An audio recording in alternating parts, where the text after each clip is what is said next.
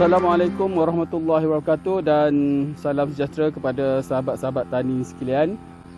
Pada hari ini saya nak share lah ataupun saya nak tunjukkan pokok pisang, pisang awak saya yang telah dijangkiti dengan penyakit layu fusarium ataupun kita di Malaysia ni kita panggil penyakit moko. Di mana penyakit moko ni batang busuk, walaupun berbuah tapi buah dia tak dapat dipanen ataupun ditebang, memandangkan isi dia adalah telah busuk. Jadi dah beberapa perkara saya dah lakukan pada pokok ni pada indukan pertama, iaitu saya telah bakar di bahagian sekeliling pangkal perdu pisang. Kemudian saya juga telah meracun menggunakan racun sentuh di kawasan sekitar untuk menghilangkan kelembapan dengan ditabur sekali dengan garam dan juga ditabur juga dengan dolimite.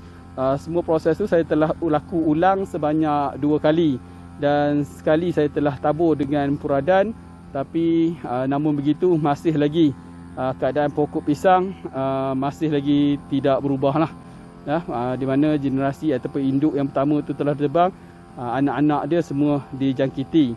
Pelbagai metod ataupun kaedah yang digunakan pakai yang saya dapat share ataupun yang saya tonton pelajari daripada rakan-rakan di Malaysia dan juga di Indonesia berkaitan dengan layu fusarium ini ataupun moko ni, saya cuba buat. Cuma minyak hitam saya belum bubuh lagi, namun hasil dia masih lagi belum mendapat satu keputusan yang memuaskan, atau istilah lain masih lagi gagal lah dengan kaedah-kaedah yang digunakan.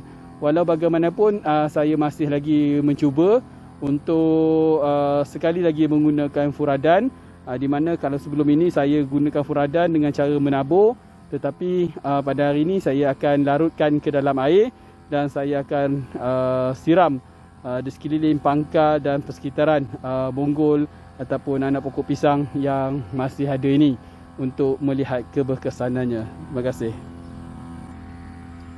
Ini adalah pokok pisang yang saya maksudkan, yang telah ditabur dengan dolimite sebanyak 2 kali, telah dibakar perdu dia pun 2 kali, ditabur puradan, tapi hasil dia masih lagi kurang memberansangkan ataupun tidak menunjukkan proses pemulihan itu berlaku.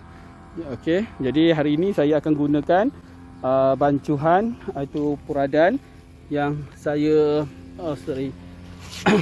gunakan adalah binafuran TGR, perawis aktif karbofuran 3%, manakala perawis lengai dia adalah 97%. Okey, jadi saya akan bancuh di dalam baldi yang disediakan ni sebanyak lebih kurang 2 sudu makan kuantiti puradan yang akan saya larutkan ke dalam air. Okey, bila kita buka sampul plastik furadan ni, dia dibungkus secara 2 kali lah.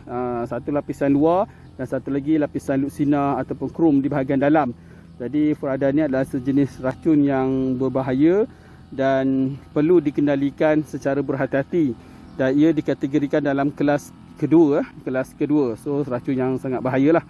Jadi perlu digunakan pelitup muka, sarung tangan yang bersesuaian. Kalau sesuai tu maksudnya kalau sarung tangan tu yang bergetah lah. Jadi perlu pakai pelitup muka yang khas untuk racun. Jadi hari ini saya tak ada penutup khas untuk racun, saya pakai pelitup muka yang biasa sahaja. Okey, ini butir puradan yang saya gunakan berwarna purple, standard lah puradan ada berwarna purple.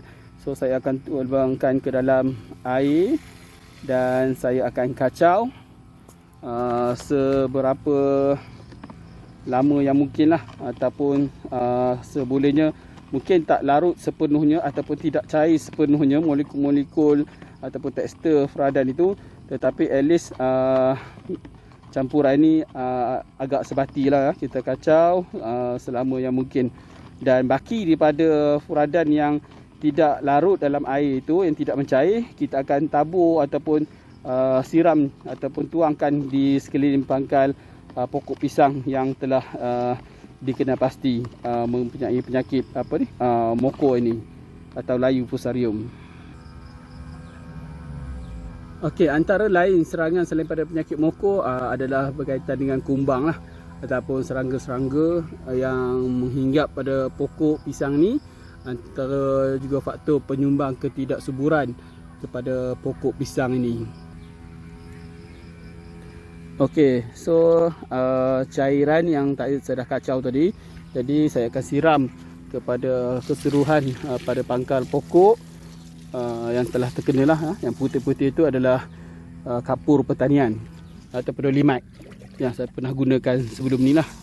Jadi saya akan taburkan ataupun siram di sekeliling. Jadi pokok yang besar ni sepatutnya dah kena tebang lah, sebab memang tidak dapat diselamatkan lagi ya.